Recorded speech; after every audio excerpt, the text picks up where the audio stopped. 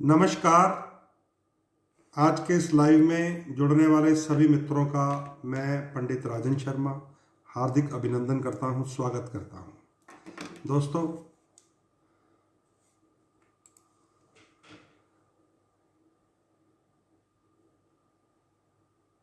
थोड़ी नेट की प्रॉब्लम है, इसलिए ये दोबारा रीस्टार्ट हो गया है।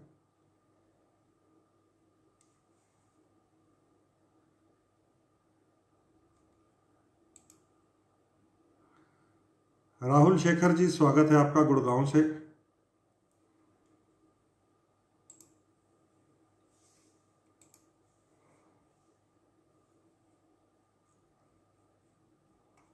इसको दोबारा लाइव वो कर रहा हूं, मैं शेयर कर रहा हूं क्योंकि वो पिछले वाला जो लाइव था वो डाउन चला गया था।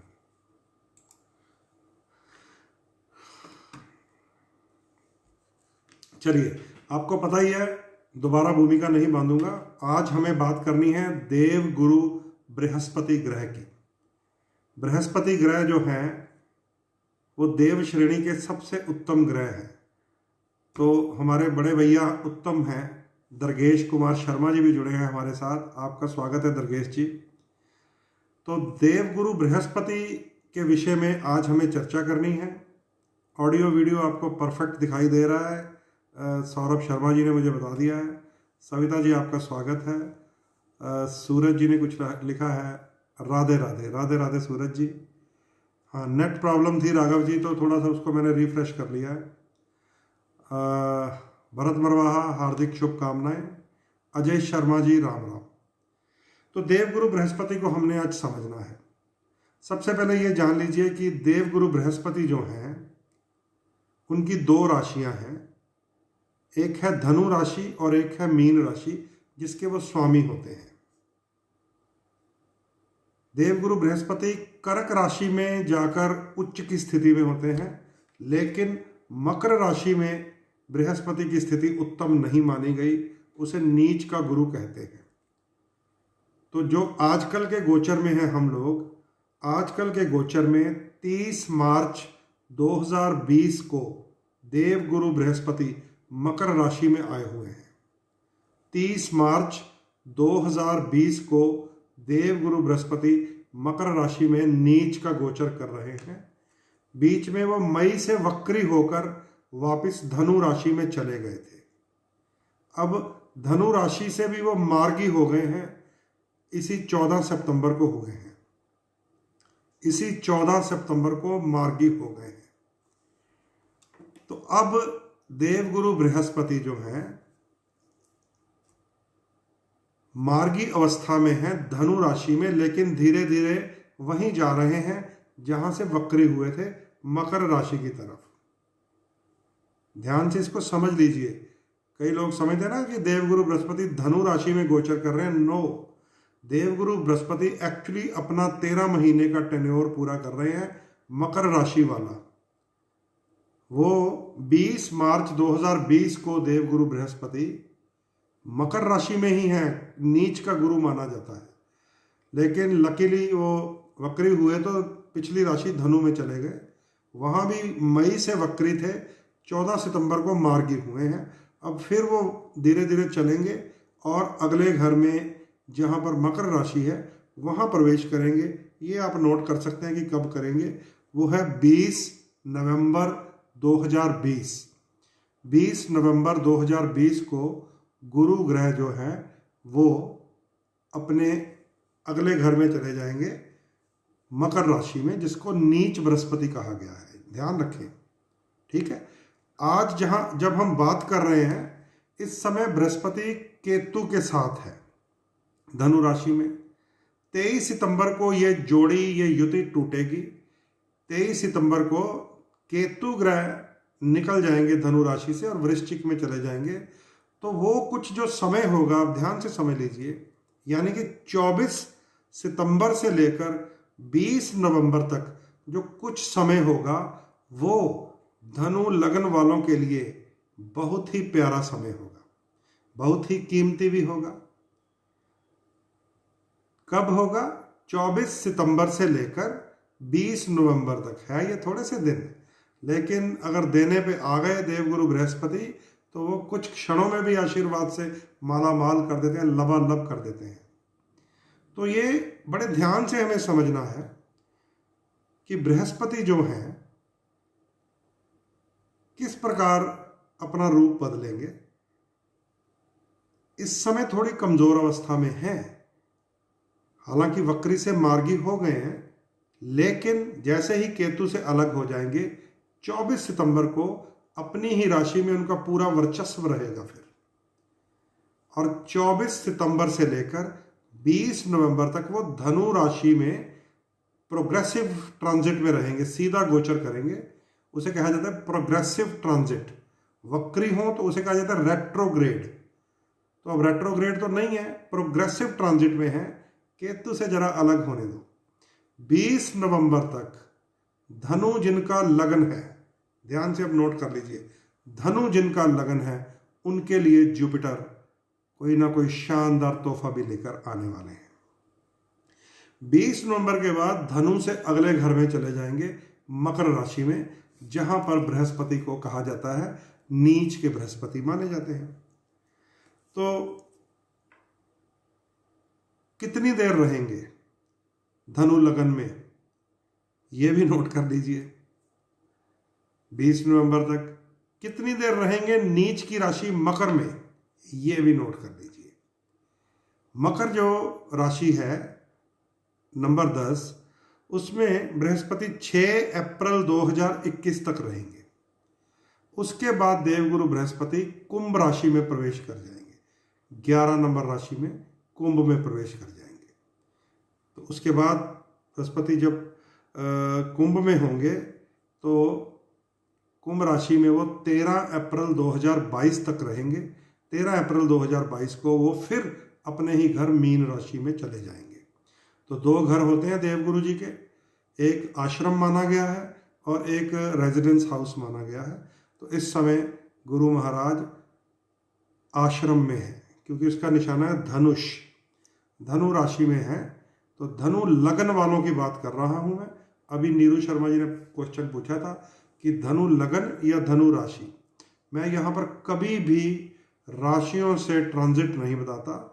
मैंने जब कहा कि देवगुरु अच्छा कुछ तोहफा लेके आएंगे तो वो धनु लगन वालों के लिए लेके आएंगे। धनु राशि तो आपकी 8वें घर में भी हो सकती है किसी की, वहां पर तो खराब कर देंगे, समझ गए। लेकिन है भी ये थोड़े से दिन है, थोड़े से दिन 20 नवंबर तक है, 24 सितंबर से। फिर भी जब देवगुरु बृहस्पति का आशीर्वाद मिल गया तो वो समझ लीजिए एक पक्की स्टैंप होती है, पक्की मोहर होती है। हाँ, राजेंद्र गौड़ जी आपका स्वागत है। सनी बलराज जी, जयशंकर, मंगा भोला जी आपका भी स्वागत है।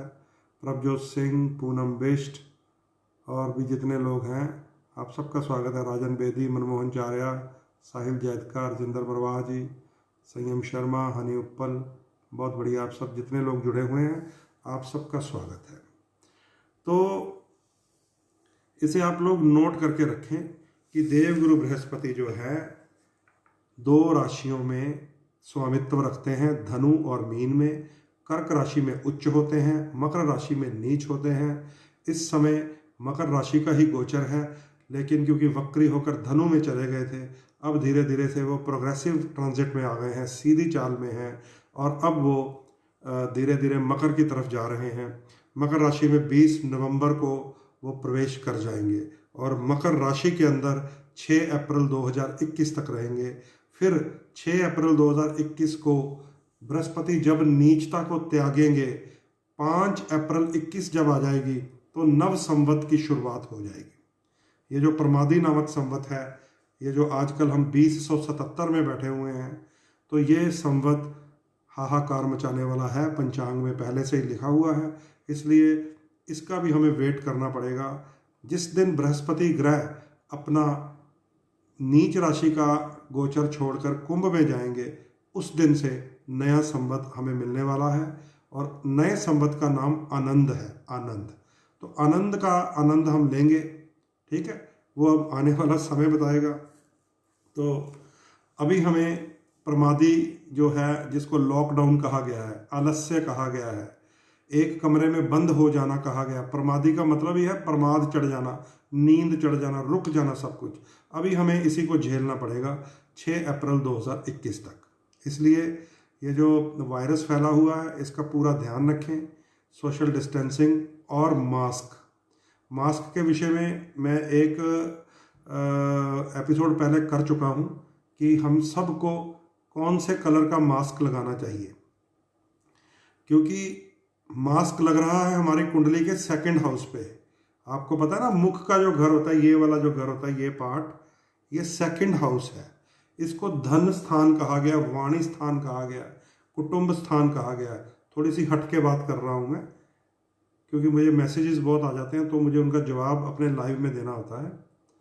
तो ये जो सेकंड हाउस होता है कुंडली का, उसको हमारा वाणी का, मुख का घर कहा गया है, धन का भी घर कहा गया है। अब अगर किसी के दूसरे भाव में शरारती ग्रह राहु हो या केतु हो, समझ लीजिए ध्यान से, राहु हो या केतु हो, तो दूसरे भाव से अगर जन्म से राहु हो या केतु हो, वो धन का नाश कर देते हैं। दोनों ग्रह धन आने नहीं देते। राहु दूसरे घर में हो तो चोरी का धन आता है, 2 नंबरी धन आ जाता है और एक दिन मरवा देता है। केतु दूसरे घर में हो तो जितना मर्जी मेहनत करके हम कमाई कर लें, धन खर्चा होता रहता है, क्योंकि केतु पैर है, वो दौलत है, दौलता, समझ गए। अब ये जन्म से जिनके होते हैं राहु और केतु दूसरे घरों में, उनको ये फल मिलते हैं। अब दूसरा घर हम सबका कवर है, दूसरा घर हम सबका कवर है आजकल, किससे? मास्क से। और अगर ये मास्क जो राहु या केतु से संबंधित हुआ, ध्यान से सुन लीजिए जो मैं बताने जा रहा हूं। हालांकि एक एपिसोड में कर चुका हूं, मुझे फेसबुक पे मिला नहीं। अगर आपने किसी ने शेयर किया हुआ है तो उसको मुझे दोबारा रीसेंड करिएगा, अदरवाइज मैं फिर एक नया एपिसोड दोबारा बना दूंगा आप लोगों के लिए। सेकंड हाउस ये हमारा पार्ट है, मुख का पार्ट है। अगर इस पार्ट को हमने राहु यानी कि रॉयल ब्लू कलर का प्रभाव दे दिया, हमारे मास्क का कलर, तो दूसरे घर में राहु का फल मिलेगा। फिर अगर हमने इस घर के ऊपर केतु यानी कि कॉफी शेड का, ब्राउन शेड का जो होता है कॉफी शेड, उसका प्रभाव दे दिया, तो भी समझ लीजिए केतु का फल मिलेगा। तो पूरी दुनिया इस समय आर्थिक संकट में है, क्योंकि पूरी दुनिया का धन स्थान कवर हो गया। कवर बोलते हुए भी आवाज में थोड़ी खरखराहट हो जाती है, सांस लेते हुए भी। तो जब धन के खाने के ऊपर ही कवर चढ़ गया है, ऐसे करके, है ना, तो जब भी मैं बोलूंगा तो आपको मेरी आवाज ज्यादा क्लियर नहीं दिखेगी। इसका मतलब क्या है कि पूरे संसार का धन जो है वो रुक गया है। ध्यान से, इसको ज्योतिष कहते हैं। जब पूरे संसार के एक एक पर्सन का धन का घर रोक दिया है तो धन रुक गया है। इसको कहते हैं आर्थिक संकट में आना। परंतु ज्योतिषी आपसे उपाय भी करवाता है। वो कहता है केसर का तिलक लगाइए जीभ पर। जो देव श्रेणी के लोग हैं, देव श्रेणी के लोगों को क्या कहता है? जीभ के ऊपर केसर का तिलक लगाइए। क्यों कहता है? कि सेकंड हाउस में बृहस्पति का प्रभाव आ जाए, धन का प्रभाव आ जाए। तो आप जो देव श्रेणी के लोग हैं, देखिए अब बृहस्पति आ गए बीच में, गुरु की बात करनी है तो गुरु की बात ही कर रहे हैं। देव श्रेणी के लोग हैं जिसमें मेष लगन, वृश्चिक लगन, धनु और मीन लगन, करक और सिंह लगन आता है। देव श्रेणी के लोग अगर वो अपने योगकारी कलर्स, जिनमें red, yellow, white, maroon, orange आएगा, उन कलर्स का उपयोग करेंगे, इस भाव को बल देंगे। हालांकि रोकना है लेकिन बल मिल जाएगा, क्योंकि मुख के ऊपर आ जाना है। तो धन का ग्रह जागृत रहेगा। याद रख लीजिए, yellow colour, orange colour, maroon colour, red colour, white colour, ये देव श्रेणी के हैं। अपनी अपनी कुंडली की स्पेसिफिकेशन आप मेरे पिछले लाइव में ढूंढना पड़ेगा आपको, मुझे तो मिला नहीं। अगर आप में किसी ने सेव किया तो मुझे रीसेंड कर दीजिएगा।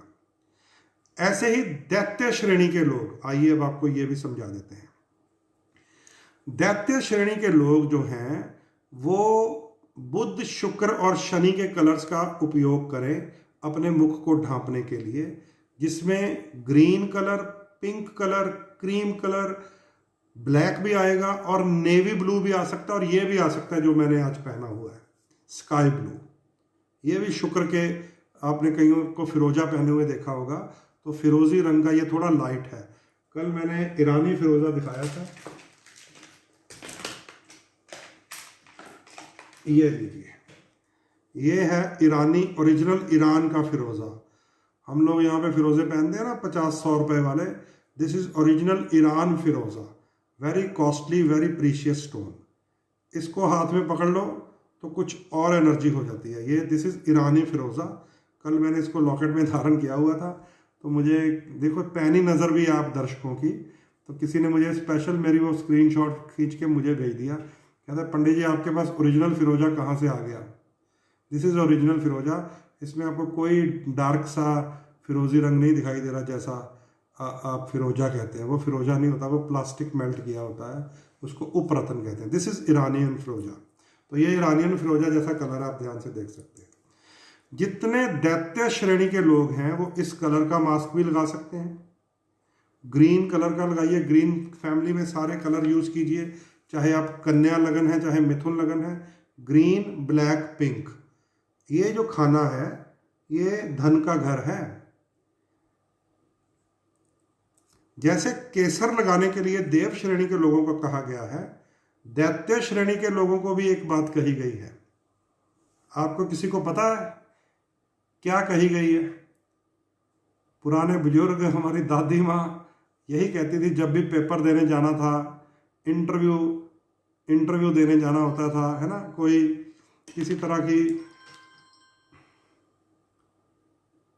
बिहार से कोई भैया फोन करबा, अरे भैया मत करबा, ये लाइव फोनो लाइव ना ही बा, ये लो कटबा, बिहार से फोन करबा तुहार रिंगर बंद करबा। लो भैया बंद कर दिया। जो दैत्य श्रेणी के लोग हैं उन्हें बिल्कुल सही, आप सब बहुत आनंद आ रहा है। अमरिंदर ने जवाब दिया, सविता जी ने जवाब दिया, उन्हें दही खाकर जाना चाहिए। That's very nice. अब मुझे आनंद आता है। अब चंदन ना कोई मुंह में लगा लेना, बहुत गर्म होता है, क्योंकि मितुल गोस्वामी जी चंदन मुंह में लगाने के चक्कर में है, दही खा के जाना है। अब इसमें एक खराबी करते हैं हम लोग, जब दही में शक्कर मिक्स कर देते हैं। दही में शक्कर, शक्कर क्या है? सूर्य की वस्तु। जब हम दही में मिक्स कर देते हैं तो गड़बड़ घोटाला कर देते हैं। दही में देसी खंड पड़ती है, या व्हाइट चीनी ही पड़ेगी, बूरा चीनी, समझ गए? अच्छा, तभी आपके स्माइली आ रहे हैं, उधर से बिहार का फोन आई बा। अच्छा, मैं भी कहूँ स्माइली दही वाली बात पे क्यों आई बा? बिहार से फोन आई बा।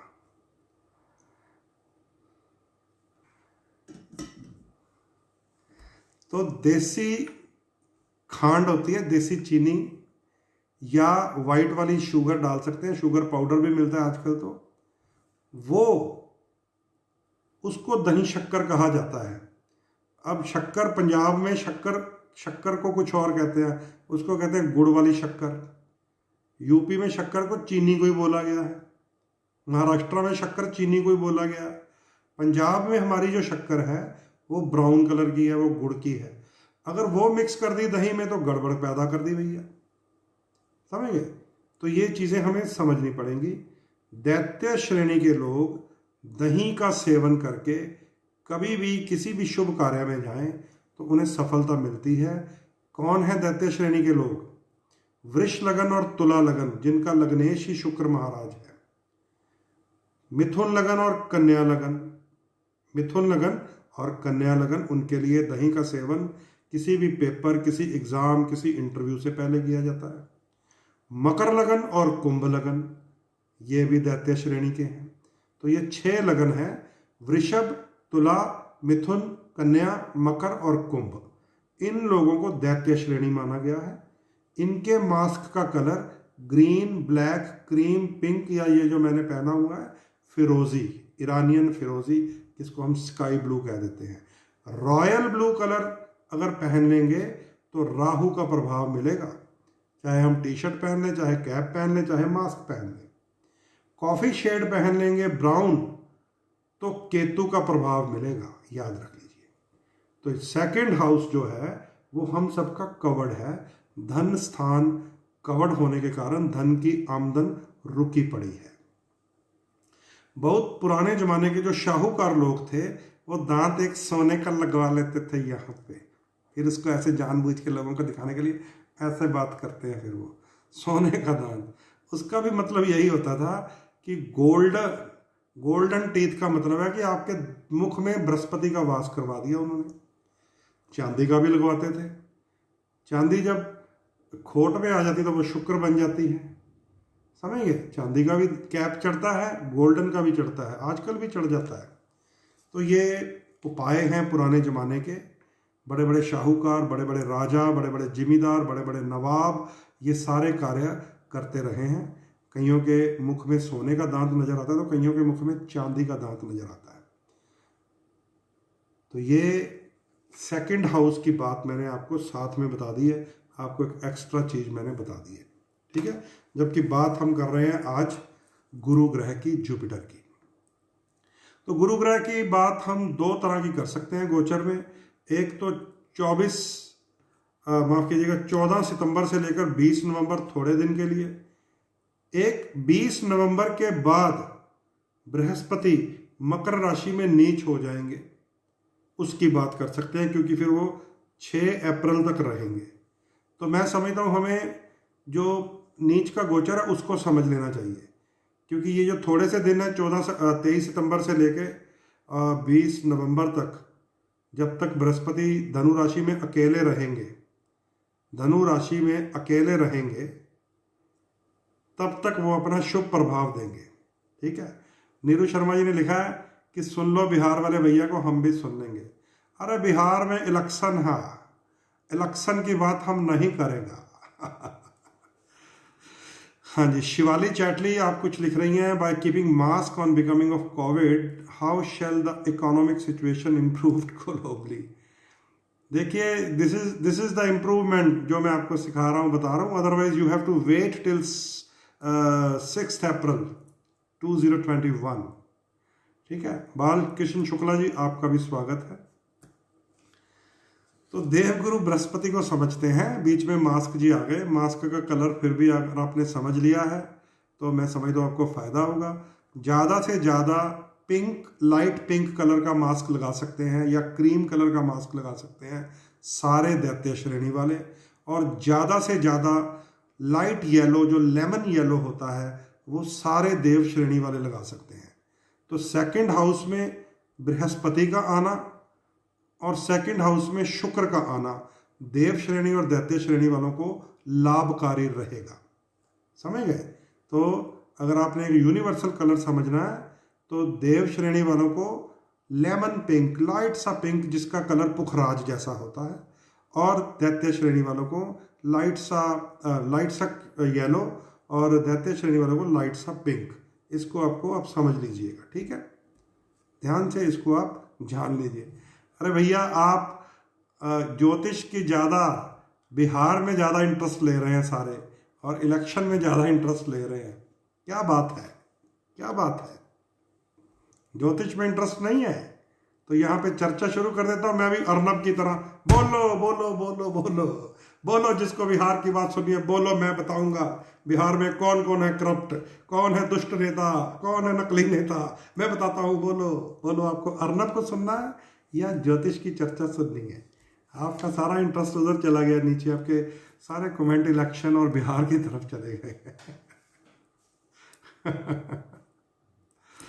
तो मैं समझता हूँ ज्योतिष की चर्चा कर लो दोस्तों, ज्योतिष से फायदा उठा लो। बिहार में जो दाढ़ी वाले बाबा ने करना है करके दिखाई देना है अब, ठीक है।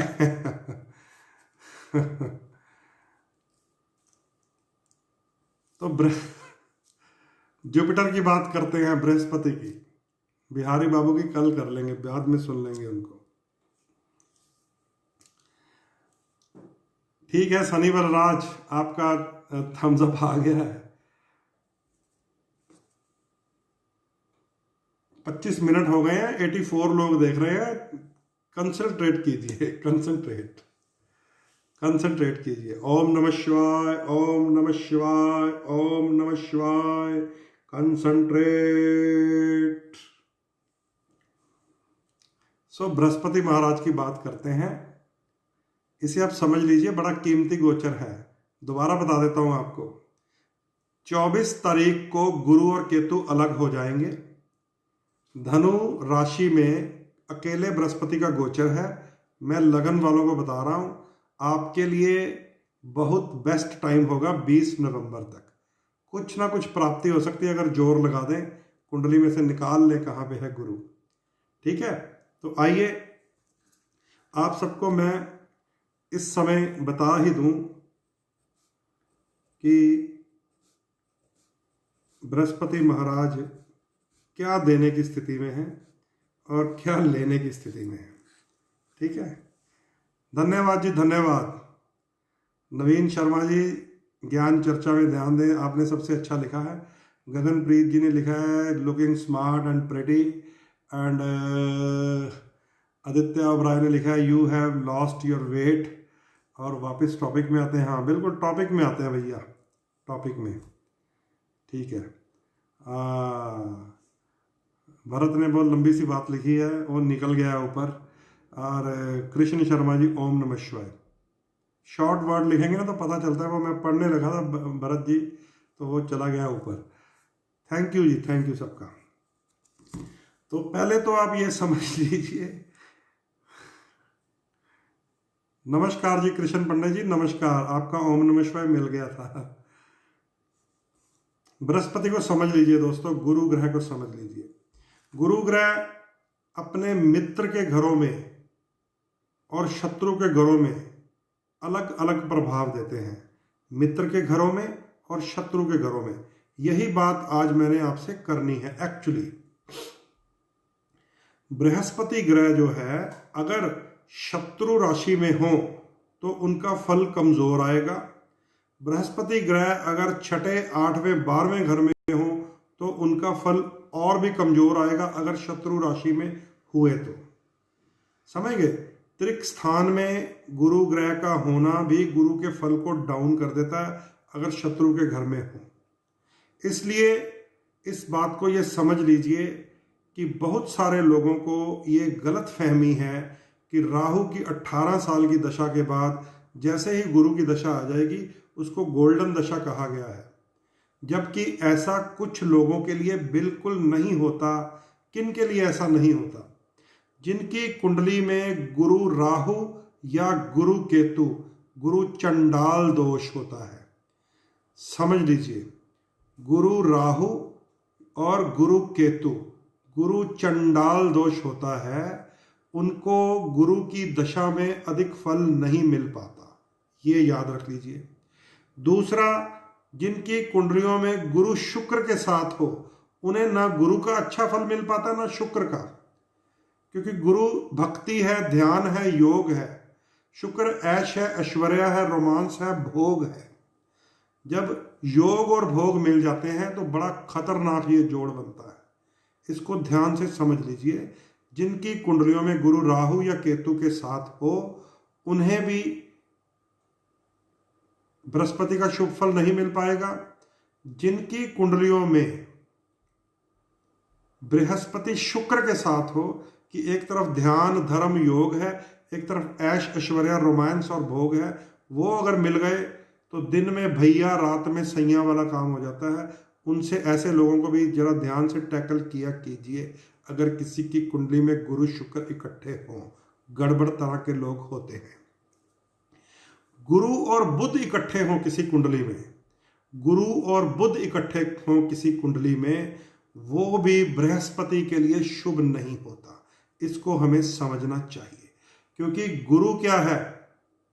भाग्य, किस्मत। बुध क्या है? बुद्धि, युक्तियां निकालना। तो ये जितना ज्योतिष शास्त्र को हम पढ़ते हैं, ये भाग्य और बुद्धि की लड़ाई होती है। बुद्धि कहती है मैं ही सब कुछ हूं, भाग्य कहता है जोर लगा ले, फिर किस्मत कहती है जोर लगा ले, बुद्धि कहती है मेरे से ऊपर कोई नहीं है, मैं बुद्धि चलाऊंगी, बृहस्पति कहता है जोर लगा ले भैया मैं भाग्य हूं। तो मैंने अक्सर देखा है बुद्धिमान लोगों को कंप्यूटर चलाते हुए, कागज काले करते हुए, कैलकुलेटर चलाते हुए एक अनपढ़ मालिक के नीचे, ध्यान से समझ लीजिए, मैंने देखा है बड़े बड़े आईएएस होते हैं, आईपीएस होते हैं, बड़े बड़े ऑफिसर होते हैं, लेकिन उनका एग्जिस्टिंग एमएलए अनपढ़ होता है, उनका एग्जिस्टिंग एमपी अनपढ़ हो सकता है, क्रिमिनल हो सकता है।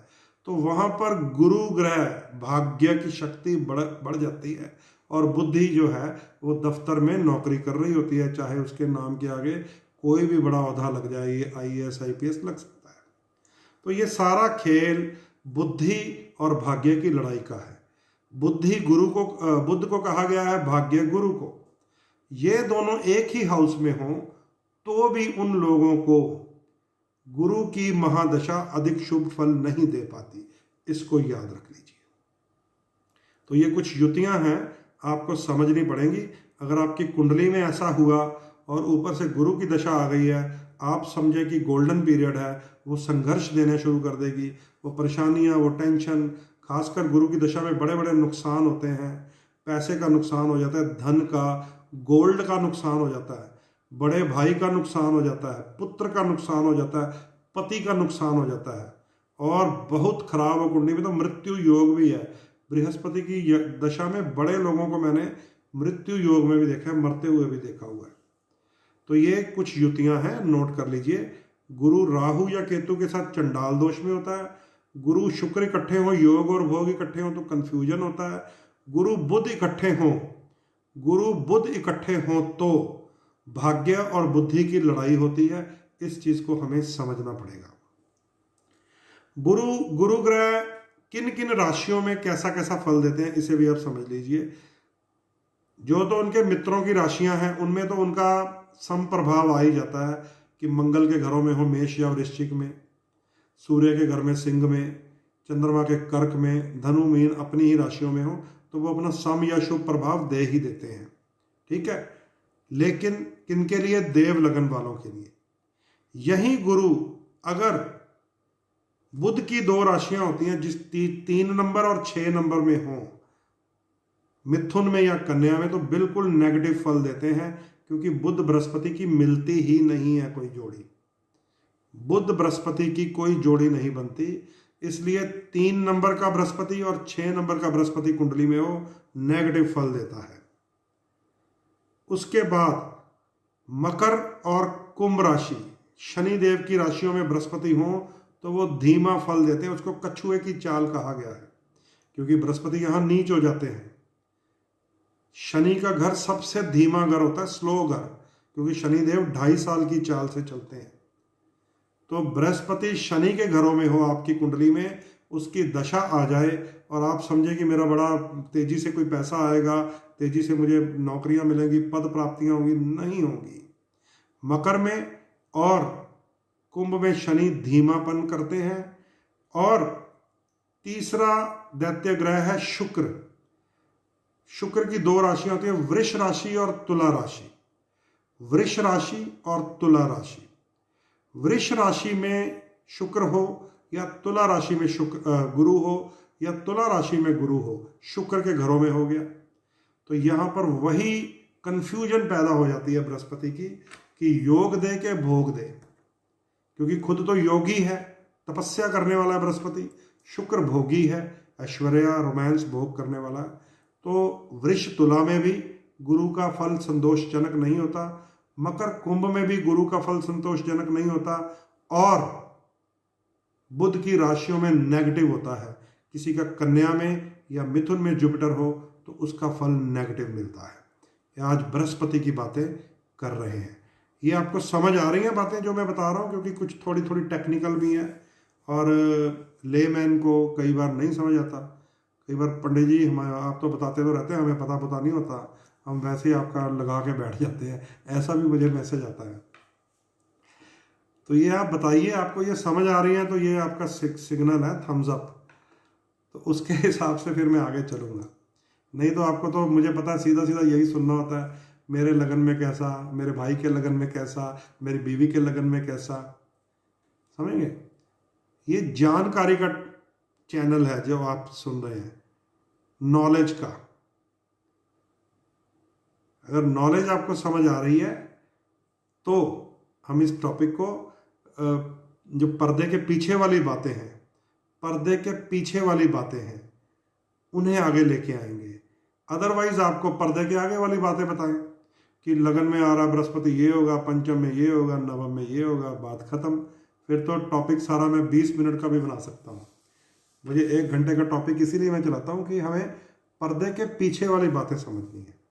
हाँ, अब बहुत शुक्रिया, आप सबके थम्स अप मिल रहे हैं मुझे और आपको ये बातें सारी समझ आ रही हैं। तो अब तक आपने ये समझ लिया है कि देवगुरु बृहस्पति की 2 राशियां होती हैं, धनु और मीन। कर्क राशि में गुरु उच्च होते हैं, मकर राशि में बृहस्पति डाउन चले जाते हैं, नीच चले जाते हैं। समझ गए? ये आपको समझना चाहिए कि मकर राशि में बृहस्पति नीच चले जाते हैं।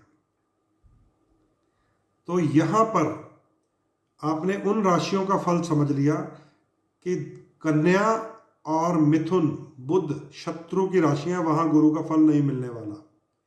मकर और कुंभ, इसमें बृहस्पति का बहुत धीमा फल मिलेगा, समझ लो ना के बराबर होता है। और शुक्र के घरों में आपको समझ में ही नहीं आएगा कि ये बृहस्पति फल क्या दे रहा है मुझे, अभी कुछ था अभी कुछ हो गया है। तो बृहस्पति और शुक्र अगर इकट्ठे हो जाएं, योग और भोग की कुंडली होती है, योग और भोग की कुंडली। ठीक है? वो बड़ा खतरनाक योग माना गया उसे, खतरनाक योग। तो ये थोड़ा हमें समझना पड़ेगा कि अब आप अपने अपने लगन के हिसाब से इसको जान लेंगे तो और भी आपको बेटर फल मिल जाएगा, पता चल जाएगा, जानकारी मिल जाएगी। तो दोस्तों, बृहस्पति को स्ट्रॉन्ग करने के लिए कुछ लोग केसर का तिलक लगाते हैं। आपने अक्सर सुना होगा कि 3 स्थान पर केसर का तिलक लगाइए, मस्तक पर, नाभि पर और जीवा पर। सुना होगा आपने कि माथे पर, तुन्नी पर, नाभि पर, नेवल जिसको कहते हैं, और जीभ पर, जीवा पर। मैंने बहुत सारे लोगों को देखा है कि वो तिलक लगाते हैं मस्तक पर, नाभि पर और जीभ पर। और बहुत सारे लोगों को मैंने परेशान देखा है, केसर का तिलक मस्तक पर लगाकर परेशान देखा है। क्योंकि कई बार अगर हॉस्पिटल में किसी को मिलने गिलने का अवसर मिल जाए तो वहाँ मैं देखता होता हूँ कई लोग वाइट कैप पहनकर घूम रहे होते हैं, केसर का तिलक लगाया होता है, कानों में सोने की ऐसी नंतियाँ डाली होती हैं, है ना, कई रेमेडीज़ की होती हैं। तो वो हॉस्पिटल में मैं उनको देखता हूँ कि भैया आपको क्या हुआ, आपने तो इतने अच्छे अच्छे उपाय किए हुए हैं। कईयों को मैं कचहरी में देखता हूँ, कचहरी में केसों में उलझे हुए, फिर भी केसर का तिलक लगाया होता है उन्होंने। मतलब जहाँ परेशानी होती है वहाँ मैं देखता हूँ ऐसे लोग घूम रहे होते हैं। तो क्योंकि मैं हूँ, मैं तो रोक लेता हूँ। मेरी तो गंदी आदत है, वो मुझे पहचान लेते हैं, पंडित जी आप यहाँ? मैं कहा हाँ, मैं तो मिलने आया हूँ किसी को, तो मैं रोक लेता हूँ। मैं पूछता हूँ कि आपको क्या परेशानी है,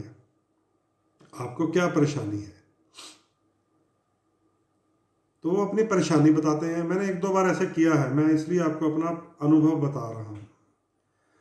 तो आजकल हमारे मोबाइल की ऐप में है, ये एस्ट्रोलॉजी के छोटे छोटे ऐप्स हैं, सॉफ्टवेयर्स हैं।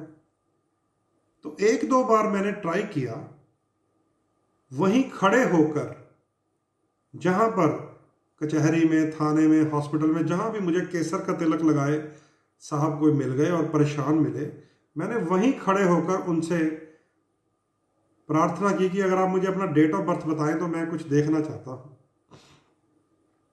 आप इस बात को समझ लीजिए कि मोबाइल की ऐप में मैंने उनसे date of birth, time, place मांगकर अपलोड किया और कुंडली बनाकर देखी। वो लोग जिनकी कुंडलियों में बृहस्पति ग्रह दुष्फल दे सकते हैं लेकिन लगन में बैठे होते हैं, और अनजान ज्योतिषी मिस गाइड कर देता है। कैसे? मान लीजिए मकर लगन में गुरु है, वो तो आपके लगन में ही नीच है। मान लीजिए कुंभ लगन में बृहस्पति है, तो वो तो शनि के घर में नीच जैसा ही हो गया, चाहे मकर में है चाहे कुंभ में है, स्लो फल देगा, एंटी प्लैनेट हो गया आपका। मान लीजिए वृष लगन में बृहस्पति है, तो वो तो शुक्र के घर में है, ये देवताओं का गुरु है, वो असुरों का गुरु है। मान लीजिए तुला लगन में बृहस्पति है, तो शुक्र के घर में हो गया। मान लीजिए मिथुन लगन में है, जो प्रबल शत्रु है देवगुरु का। मान लीजिए कन्या लगन में है बृहस्पति, जिसके साथ 24 घंटे का झगड़ा है बृहस्पति का। उन लोगों के माथे पर केसर का तिलक जब मैंने देखा तो मैंने फिर उन्हें परेशान ही देखा है, अपसेट देखा है, कागज हाथ में उठाकर फोटोस्टेट की दुकान पर ही देखा है, एफिडेविट बनवाते ही देखा है, परेशान देखा है। तो मैंने कहा भाई ये आपने क्यों लगाया हुआ है केसर का तिलक? वो कहता पंडित जी गुरु लगन में है। मैं कहा गुरु लगन में तो है, पर आप कोर्ट कचहरी में है, ये क्यों हो रहा है? तो ये कौन करवा रहा है ये सारे उपाय आपको पता है? जो लगन की राशि मिटा देते हैं कुंडली बनाकर और वहां लिख देते हैं 1 अंक। जिन्हें लगन के बारे में रत्ती भर ज्ञान नहीं है, लगन की वैल्यू नहीं पता जिनको, जिनके लिए देवगुरु बृहस्पति लगन में आ गए तो लगा दो टिक्के पीले पीले। समझ गए? समझ गए? समझे कि नहीं? तो मार दीजिए ना, ऐसे थपथपा दीजिए अगर समझ गए। तो केसर का तिलक एक सिंपल, एक आम, एक उपाय बना रखा है, लेकिन ये जो आपको मैंने 6 लगन बताए हैं, 2 शुक्र के वृषभ और तुला, 2 बुध के मिथुन और कन्या, 2 शनि के मकर और कुंभ, इनके लिए बृहस्पति को स्ट्रॉन्ग करना जहर भरा काम करता है। जहर भरा काम, जहर भरा काम करता है, याद रख लीजिएगा। क्योंकि इनके शत्रु ग्रह है बृहस्पति महाराज। 3 लगन ऐसे होते हैं, सुन लो, 3 लगन ऐसे होते हैं, 3 लगन जिनके ऊपर जब गुरु की दशा आ जाती है तो वो बर्बाद भी हो जाते हैं। 3 लगन, अगर कुंडली में बृहस्पति जो है वो नेगेटिव हुआ पड़ा हो तो बृहस्पति की दशा बर्बाद तक कर सकती है। कौन कौन से 3 लगन है? ध्यान से अब आप नोट कर लीजिए, क्योंकि इस सारे टॉपिक का थीम ही यही है कि राहु के 18 साल के बाद बेटा तुम्हारी गुरु की दशा आने वाली है, तुम्हें बड़ा फायदा होगा, गोल्डन दशा आएगी। ये बहुत सुन सुन के कान पक गए हैं। 3 लगन आपको मैं बताने लगा हूं। एक है वृष लगन, सेकंड नंबर जिनका लगन है टॉरस। टॉरस, वृष लगन, उनके लिए बृहस्पति अष्टमेश होते हैं, 8वें घर के स्वामी होते हैं, 8वें घर के स्वामी। हालांकि लाभ के स्वामी भी होते हैं, लेकिन त्रिक स्थान का स्वामी अगर लगन पंचम नवम का स्वामी ना हो तो उसे 100% उपाय से ठीक करना पड़ता है, अन्यथा उसकी दशा नुकसानकारी होती है। वृष लगन वाले ये बात नोट कर लें, वृष लगन वाले ये बात नोट कर लें। दूसरे, तुला लगन वाले, 7 नंबर अगर आपका लगन है तो देव गुरु बृहस्पति आपके 6ठे स्थान के स्वामी हैं, त्रिक स्थान के, जहां से रोग, शत्रु, कर्जा बढ़ता है। तो तुला लगन वालों को अगर राहु खराब हो तो पहले 18 साल राहु तंग करता है, अगर बृहस्पति खराब हो अगले 16 साल बृहस्पति तंग करता है। 34 साल जिंदगी के बर्बाद हो जाते हैं। किनके? तुला लगन वालों के। क्यों? क्योंकि बृहस्पति आपकी कुंडली में फिर आ जाता है रोग शत्रु कर्जा तेज करने। और बहुत बार लोग आकर कहते हैं पंडित जी इससे तो राहु ही अच्छा था। हम तो पक गए ये सुन सुन के कि गुरु की दशा आएगी तो फायदे होंगे, राहु को जाने दीजिए, इससे तो राहु अच्छा था। कुछ ना कुछ तिकड़म करके पैसा तो बना लेते थे। ये तो सब जा रहा है। एक और लगन है जिनके लिए बृहस्पति की दशा जब आती है तबाह पूर्ण स्थिति पैदा कर देती है। उसके बारे में भी सुन लीजिए। वो है मकर लगन। 10 नंबर लगन मकर लगन। मकर लगन वालों के लिए बृहस्पति 12वें घर का स्वामी है, जिसको समाप्ति कह देते हैं। 12वां घर व्यय स्थान, 12वां घर हॉस्पिटल, 12वां घर जेल कोर्ट कचहरी थाना मुकदमा, 12वां घर देश का निकाला। समझ गए? 12वां घर जो है वो बहुत ही नुकसानकारी हो जाता है। अगर 12वें घर का स्वामी कुंडली में मान लीजिए नीच ही हो गया, मान लीजिए आपके किसी अच्छे घर में कमाई के घर में बैठ गया, माँ के घर में बैठ गया, बाप के, औलाद के, पत्नी के, 12वें घर का स्वामी मकर लगन वालों के ऊपर दशानाथ जब बन जाता है 16 साल के लिए, तो उनसे पूछिए कैसे वो पहले 18 साल राहु का जूझते हैं, फिर 16 साल बृहस्पति का जूझते हैं। 34 साल का ये चक्र होता है। इसलिए कई लोगों का जीवन प्रथम 34 साल के बाद सक्सेस होता है। इसको भी समझ लीजिए। समझ गए? तो ये ऐसी कहानी है जो मैं आपको सुना रहा हूं। ये ऐसी ज्योतिष की गूढ़ चर्चा है जो हम लोग कर रहे हैं, जो 20 साल का अनुभव है। मैंने एक मधुमक्खी की तरह इकट्ठा कर करके शहद जो इकट्ठा किया है, आज वो मैं आपको लाइव के माध्यम से सारा बांट रहा हूं। इसको समझना पड़ेगा। कौन कौन से लगन है? वृष लगन, जिनके मृत्यु स्थान अष्टम का स्वामी है। तुला लगन, जिनके छठे स्थान रोग शत्रु कर्जे को बढ़ाने वाला गुरु है। और मकर लगन, अगर लेने पे आ गया तो बने बनाए घर, गाड़ियां, बैंक बैलेंस, गोल्ड सब खा जाता है। बृहस्पति की बात कर रहा हूं, जिसे आप लोग कहते हैं ना सौम्य ग्रह, शुभ ग्रह, बढ़िया ग्रह। अरे भैया, ये तो उनके लिए बढ़िया नहीं है जिनके लगन में उच्च हो जाए। कईयों का कर्क लगन में उच्च का बृहस्पति लगन में है, अगर शनि की दृष्टि में आ गया 3वीं 7वीं 10वीं में, अगर राहु की पंचम सप्तम नवम में आ गया, अगर बुध बृहस्पति आमने सामने हो गए, तो कर्क लगन में उच्च का गुरु भी बेकार फल दे जाता है। तो ये सारी थ्योरी समझनी पड़ेगी पहले। अगर कुंडली में आपको दिलचस्पी है, कुंडली के माध्यम से आप समझते मैं क्या बनूंगा क्या नहीं बनूंगा, इसको समझ लीजिए कि ये जो 3 लगन मैंने बताए आपको, वृष, तुला और मकर, इनके लिए तो बृहस्पति महानेष्ट है ही है।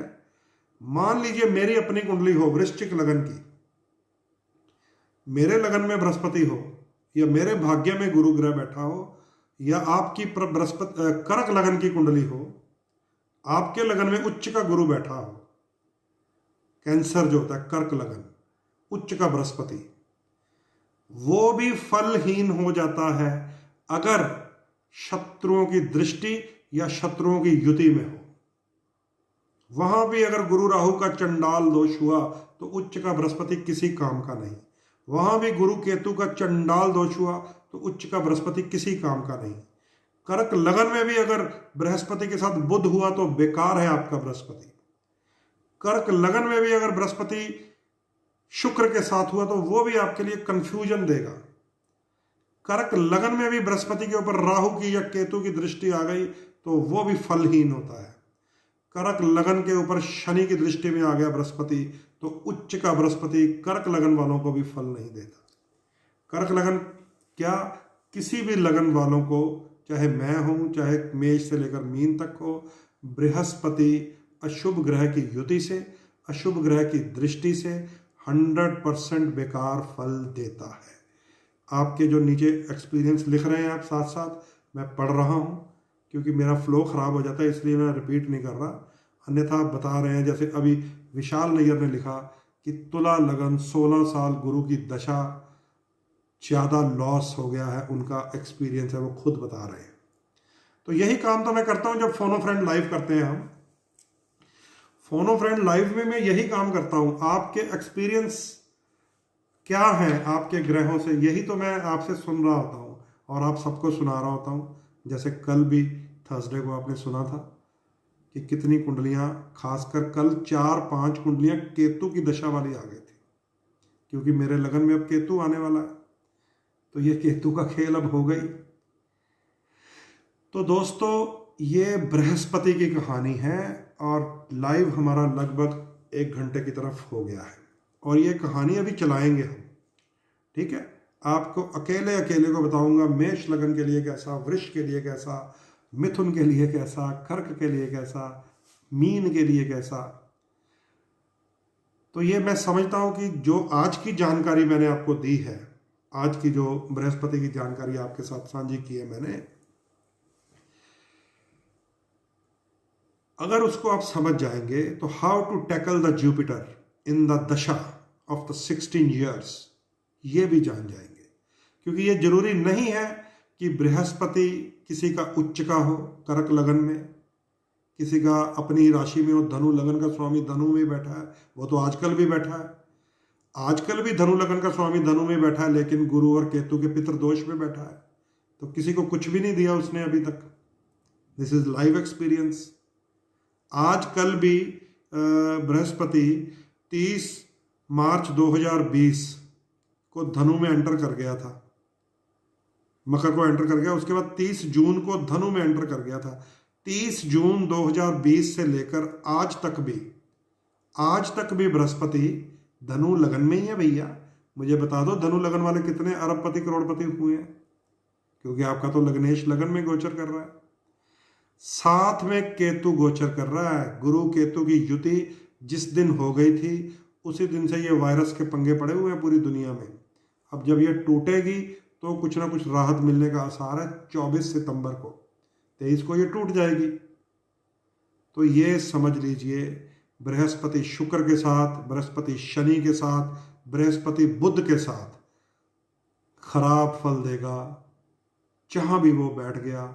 अगर मकर राशि में चला गया वहां तो वो बेड़ा गर्क ही हो जाएगा, क्योंकि शनि वहां मजबूत अपने घर में, वो कहता आओ जी महाराज, आओ नीच होने, आओ आओ आओ आओ मेरे पास आओ, मैं तुम्हारे घर पे बुलडोजर चला दूंगा अगर मेरे शहर में घुसे तो।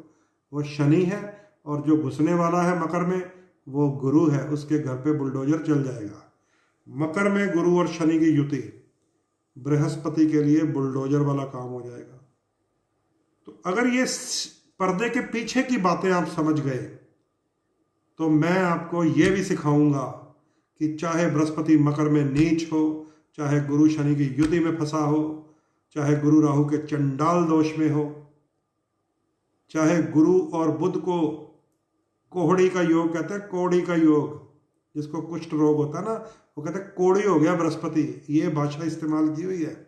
बुध बृहस्पति इकट्ठे हो तो गुरु कोड़ी होता है, कुष्ठ रोगी कहते हैं उसको। मैं आपको साथ में ये भी बताऊंगा जितना मर्जी बृहस्पति नीच हो, वीक हो, खराब हो, तुला लगन वाले हो, चाहे वृष लगन वाले हो, चाहे मकर लगन वाले हो, जिनके लिए ये बृहस्पति तबाहियां लाता है, उन्हें मैं बताऊंगा बृहस्पति के 16 साल में कैसे गुरु से कमाई की जाती है, कैसे। ये लाइव चलता रहेगा, लाइव से आप जुड़े रहें तो आप ये सारी बातें सीख जाएंगे, समझ गए। क्योंकि मैं अब सिखाने बैठा हुआ हूँ, मैं अब कोई प्रोफेशनल ज्योतिष नहीं करता फेसबुक लाइव में बैठकर। मैं बहुत सारे लाइव देखता हूँ, मेरा शेयर करोगे तो मैं फ्री कुंडली देख दूंगा, मेरा फलांग, ऐसा कुछ नहीं होगा। अगर आपको पर्सनली पूछना है तो वो व्हाट्सएप है, वो मेरा प्रोफेशन है।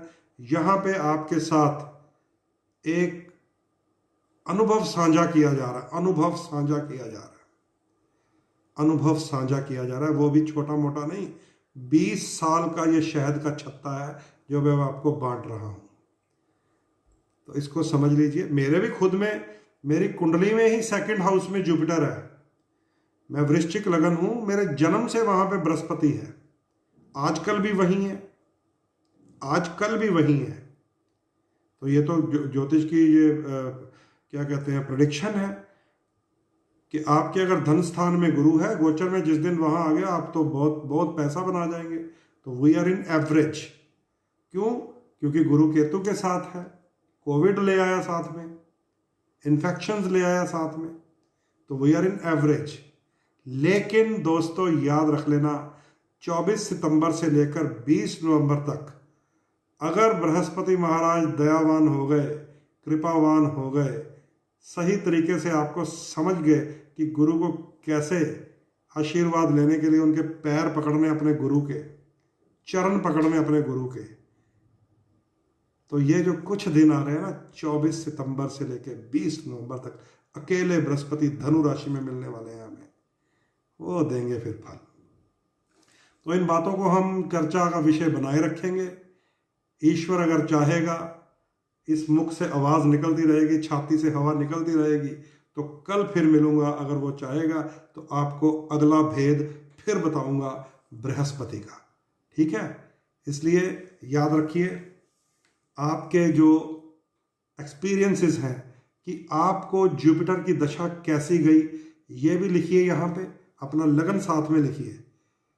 मैं तो चाहूंगा जो देव लगन वाले हैं, देव लगन वाले, वो मुझे बताएं आपका क्या एक्सपीरियंस है गुरु की दशा में। और मैं बताऊंगा कि देव लगन वालों, आपका बृहस्पति बढ़िया है, योगकारी है, फिर भी आप सक्सेस नहीं हो पा रहे, उसके पीछे क्या राज है। दैत्य लगन वालों को तो वो तंग करेगा ही करेगा, लेकिन देव लगन वाले, कर्क लगन वाले परेशान हो जाते हैं बृहस्पति की दशा में, धनु लगन वाले परेशान हो जाते हैं बृहस्पति की दशा में, मीन लगन वाले परेशान हो जाते हैं, मेष वृश्चिक वाले परेशान हो जाते हैं, सिंह लगन वाले परेशान हो जाते हैं। तो आपको मैं बताऊंगा कि आपका तो ये योगकारी ग्रह है, त्रिकोण का स्वामी है, इसकी दशा में आपको क्यों परेशानी आ रही है, क्यों सक्सेस नहीं मिल रही, क्यों टेंशन हो गई आपको। दैत्य लगन वालों को तो अंडरस्टूड होता है कि चलो ये तो दैत्य लगन का ग्रह कुंडली है, देव गुरु की दशा आ गई तो परेशान कर सकती है, लेकिन देव लगन वाले भी परेशान होते हैं। ये भेद खोलेंगे अगर ईश्वर बोलने देंगे। ठीक है? कल मिलेंगे दोस्तों। अपने एक्सपीरियंस इस कमेंट लाइन में जरूर लिखते रहिए। आपके एक्सपीरियंस पढ़ता हूँ, समझता हूँ, तो मैं देख लेता हूँ कि भारत की इस महान विद्या, पूरे विश्व में कहीं भी ये एजुकेशन नहीं है जो हमारे वेद में है। पूरे वर्ल्ड में, पूरी दुनिया में, पूरे धर्म मत संप्रदाय जितने भी सनातन के बाद पैदा हुए हैं, बड़ी बड़ी उन्होंने रिसर्चें पैदा की हैं।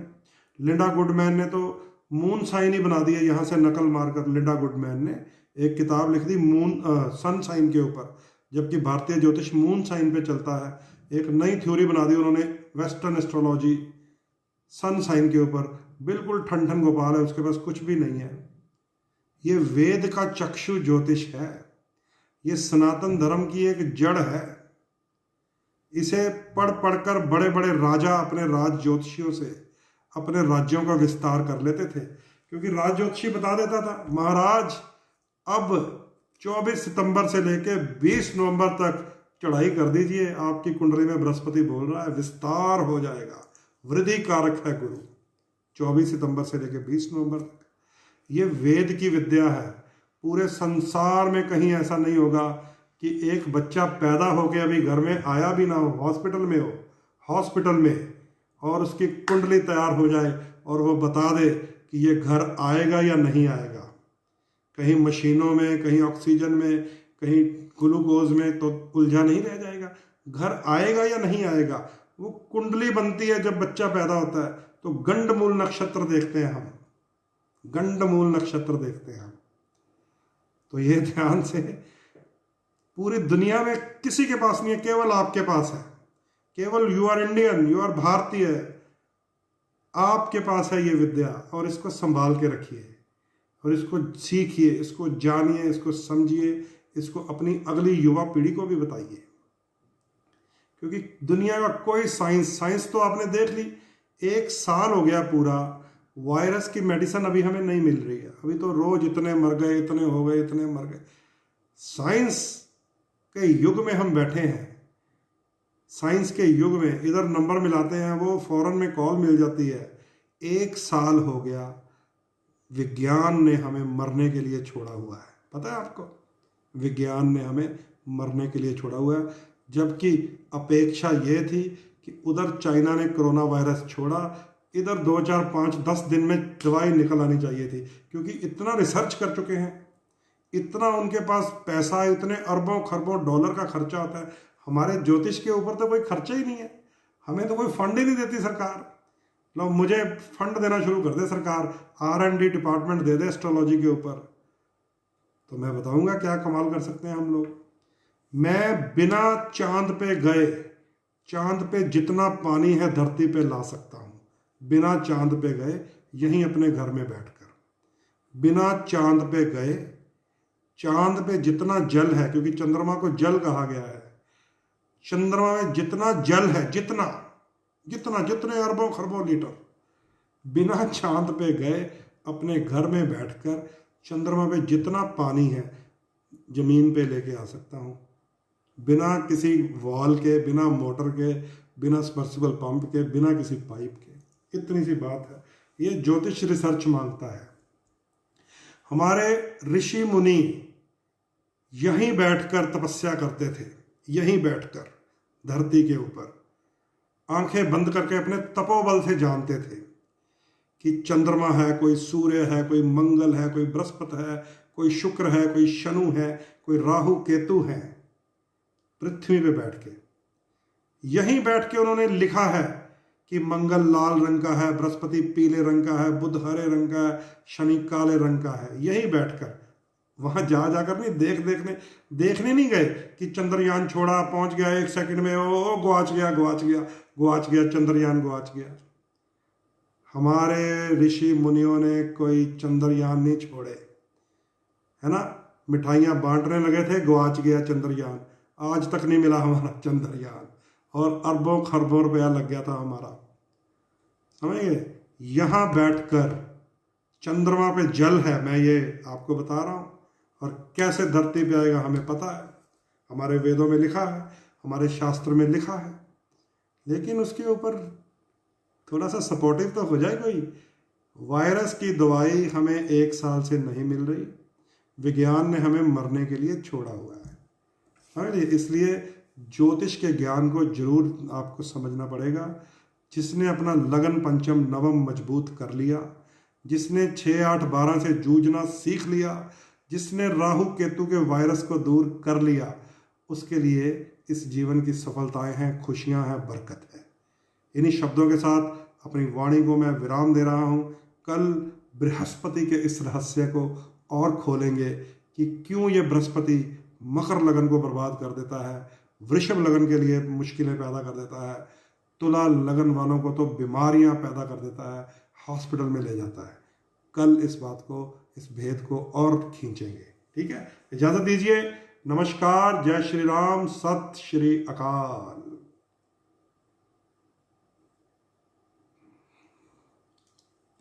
आ रहा है ना मजा। हेलो, मैं हम ज्योतिषी नहीं हैगा। हेलो, हम राजन शर्मा ना गल करो। सीख रहे हो ना ज्योतिष को? यशवंत राय जी, सीखो सीखो, आनंद से सीखो। और आपके जो जनरल क्वेश्चंस हैं वो जरूर आप कमेंट लाइन में लिख सकते हैं। मैं अभी थोड़ी देर में पढ़ूंगा आपके सारे कमेंट्स और देखूंगा, अगर जनरल है तो आंसर दूंगा। अगर पर्सनल आपने पूछना हो ना तो फिर यहाँ मत लिखो, वो है 9872065786, वो फिर प्रोफेशनल काम हो जाता है। जहाँ आपने लिखा कि मेरे बारे में बताओ, तो मैं कहूँगा मेरे व्हाट्सएप में आओ। ठीक है, संसार का भला करना है तो यहाँ पे बातें पूछिए। जनरल अपना खुद का चाहते हैं, जब कहते हैं मेरी कुंडली में मेरा डेट ऑफ बर्थ ये है, मेरा लगन ये है, तो मेरे व्हाट्सएप में आ जाइए, मैं आपको वो भी बताऊंगा। शब्बा खैर।